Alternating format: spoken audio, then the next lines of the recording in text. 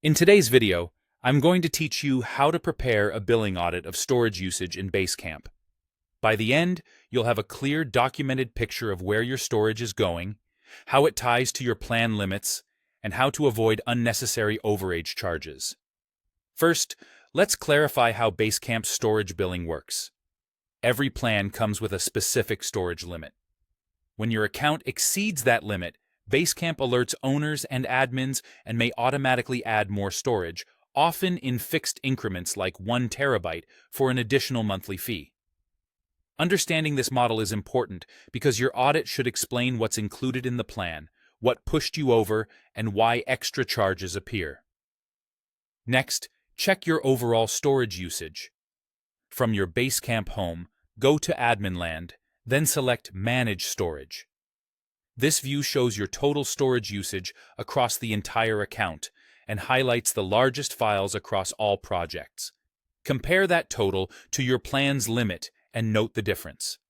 Capture a screenshot or write down the figures with the date. This becomes your baseline, the foundation for your audit, and the evidence you'll use to justify or question billing. Basecamp doesn't offer a direct export of storage metrics per project, but you can still build a clean report. On the account page, click Storage Used.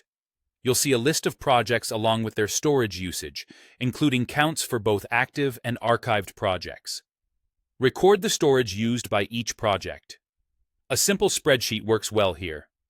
Log the project name, storage used, active or archived status, and the date captured.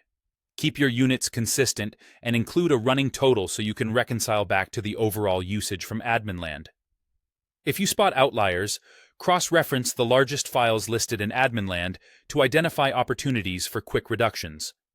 Regular monitoring is key to staying ahead of surprises.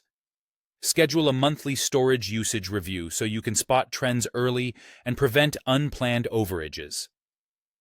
During each review, update your spreadsheet. Refresh the baseline numbers from Admin Land, and note any changes in project activity that might affect usage. Finally, understand the difference between archiving and deleting. Archiving removes a project from active work but does not reduce storage. If you need to lower your storage footprint, unused projects and files must be deleted or trashed. Confirm what can be safely removed and follow your organization's retention policies. Then verify the change in your next review. With this process, you'll have a thorough billing audit, a documented baseline versus plan limits, per project details, and a cadence for ongoing monitoring. Thanks for watching, and happy auditing.